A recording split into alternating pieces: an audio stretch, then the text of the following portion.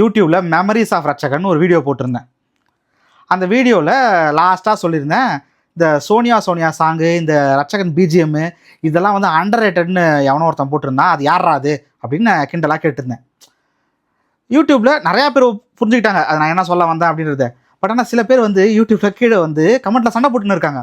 அது under rated தாண்டா, உனக்கு தாண்டா தெரியல, அவன் கரெக்டாக தாண்டா சொல்லியிருக்கான், அவனை ஏன்டா நீ திட்டுற அப்படின்னு. எனக்கு புரியல. ஃபஸ்ட்டு அண்டர் ரேட்டட்னா என்ன?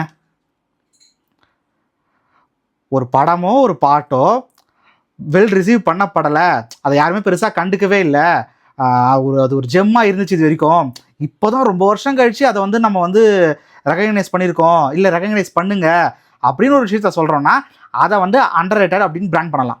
கரெக்டாக? எக்ஸாம்பிளுக்கு 1000 படம் 1000 படம் ரிலீஸ் ஆகும்போது பெருசாக ரெகக்னைஸ் பண்ணலை, பாக்ஸ் ஆஃபீஸ்லேயும் பெரிய சக்ஸஸ் இல்லை, கிரிட்டிக்கலாகவும் பெருசாக அக்ளைம்டாக இல்லை அந்த படம். வேறாஸ் கொஞ்சம் வருஷம் கழிச்சு எல்லாருமே இது நல்ல படமாக இருக்கேடா, இதை ஏன்டா நீங்கள் வந்து தவற விட்டீங்க அப்படின்னு சொல்லிட்டு அன்பேசிவ் மாவட்டம் இந்த 1001 அண்டர் ரேட்டட் அப்படிங்கிற ஒரு டேகுக்குள்ளே போட்டோம். சோனியா சாங்கும் ரட்சகன் படத்தோட பிஜிஎம்மும் well received at the time of release. That was a chart buster album. A R ரஹ்மானோட ஒன் ஆஃப் தி பெஸ்ட் ஆல்பம்ஸில் அது ஒன்று. அந்த பிஜிஎம் வந்து அந்த பிஜிஎம்க்கு ஒரு லெகசியே இருக்குது. அந்த பிஜிஎம் வந்து பல படங்களில் காமெடிக்கெலாம் யூஸ் பண்ணியிருக்காங்க, ஃபன்னாக கிண்டல் பண்ணுறதுக்கு. ஒரு பிஜிஎம் ஹிட்டாக இருந்தால் தானே அதை யூஸ் பண்ணியிருப்பாங்க. நீங்கள் இன்றைக்கி தான் பிறந்திருக்கீங்க, இன்றைக்கி தான் நீங்கள் வந்து வெளியே வந்து ஹாஸ்பிட்டல்லேருந்து வெளியே வந்து அந்த பாட்டையோ அந்த படத்தையோ பார்க்குறீங்க அப்படிங்கிறதுக்காக அது அண்டர் ரேட்டட் ஆகிடாது. புரிஞ்சுதா? இது எப்படி இருக்குன்னா 1960s வந்தது இந்த நெஞ்சம் மறப்பதில்லைன்னு ஒரு பாட்டு, ஓகேவா? நாம் வந்து ஒரு 2000லையோ 1995 96 வந்து அந்த பாட்டை முதல் தடவை கேட்குறேன்னு வச்சுக்கோங்களேன். கேட்ட உடனே oh God, this is very very underrated song, ஏன் இதை பற்றி என்கிட்ட எதுவுமே சொல்லலை? ஏன்னா இது வரைக்கும் பிறக்கவே இல்லை, அதுக்கு முன்னாடி பிறந்தா தானே சொல்ல முடியும்.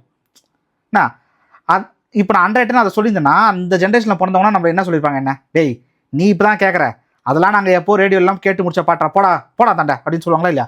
அந்த மாதிரி தான் சோனியா சாங்க நீங்கள் இப்போ தான் கேட்குறீங்கன்னா நாங்கள் என்ன பண்ண முடியும்? அந்த பாட்டெலாம் அந்த டைமில் வந்து சிடி இருந்து தான் கூட ஞாபகம் இல்லை, ரேடியோ இருந்துச்சு. ஷோரா ரேடியோலலாம் போட்டு தேய்ச்ச பாட்டு, சிடி இருந்துச்சு கரெக்டு, சிடியிலலாம் போட்டு தேய்ச்ச பாட்டு அதெல்லாம், ஓகேவா?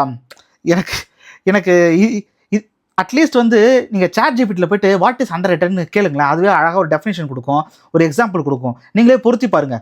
இன்னொன்று சொல்லணும்னா இப்போ கிரிக்கெட் எக்ஸாம்பிள் எடுத்துக்கோங்களேன். Sachin is very very underrated கிரிக்கெட்டர்னா எப்படி இருக்கும்? அப்படி தான் இருக்குது நீங்கள் சொல்கிறது. சோனியா சாங்கும் ரட்சகன் பிஜிஎம்மும் அண்டர் ரேட்டட்னு சொல்கிறது. அந்த ரட்சகன் பிஜிஎம் அந்த நரம்பு சீன்லாம் நாங்களாம் கொண்டாடின சீன்றா, அதெல்லாம் அண்டர் ரேட்டடில் வராது, புரிஞ்சுக்கோங்க. அட்லீஸ்ட் யாராவது ஒருத்தவங்க சொல்கிறாங்கன்னா அது ஏன் சொல்கிறாங்கன்னாச்சும் யோசிங்க. எனக்கு ஒன்று தான் புரியல, எதுக்காக எப்போவுமே வந்து நம்ம வந்து ஒரு விஷயத்தை வந்து ஏதோ ஒரு டேக்கில் வந்து அடைக்க ட்ரை பண்ணுறோம், அண்டர் ரேட்டட், அன்னோட்டிஸ்ட், அதெல்லாம் வேணாம்.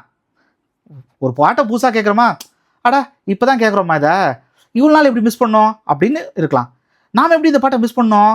ஒருவேளை இது அண்டர் ரேட்டாக இருக்குமோனா கூட இன்டர்நெட் உங்ககிட்ட இருக்குது, சோர்ஸ் இருக்குது, போய் சர்ச் பண்ணி பாருங்கள். ஆல்ரெடி பல பேர் இதை கொண்டாடி இருக்காங்களா, இல்லை நாம் தான் முதல்ல கொண்டாடுறோம், அதில் என்ன ஒரு ஆர்வம், நம்ம இதை போய் அண்டர் ரேட்டட் டேக் பண்ணியே தீர்வுன்னு வேணாம். சிலதெல்லாம் உண்மையிலே அண்டர் ரேட்டட் அன்னோட்டிஸ்டாக இருக்குது, அதெல்லாம் கொண்டு வருவாங்க நிறையா பேர். ஈவன் இளையராஜா பாட்டே வந்து நிறையா அண்டர் ரேட்டட் அன்னோட்டிஸ்டாக இருந்திருக்கு, அதெல்லாம் கொண்டு வரும்போது ஃபைன். ஆனால் எல்லாத்தையும் தூக்கி அண்டர் ரேட்டட் அன்னோட்டிஸுங்கிற ஒரு டப்பாக்குள்ள அடைச்சின்னு வச்சுக்கலாம், அந்த டப்பா அப்படியே வெடிஞ்சு வருது, முடியல எனக்கு. Actually I am waiting for that day people to say Ilaiyaraaja is very very under rated bro.